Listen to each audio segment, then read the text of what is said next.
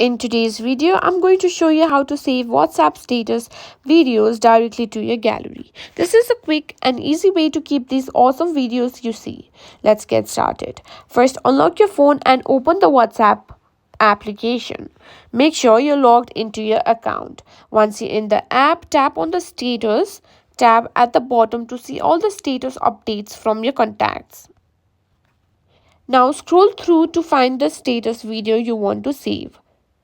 Tap on it to view it in full screen. Now to save the status, you'll need to access your file manager. Simply tap on it, simply click on share button, and here you can tap on save. And that's it. This is how you can successfully save a WhatsApp status video to your gallery. If you found this video helpful, please give it a thumbs up and subscribe for more tech tips and tricks.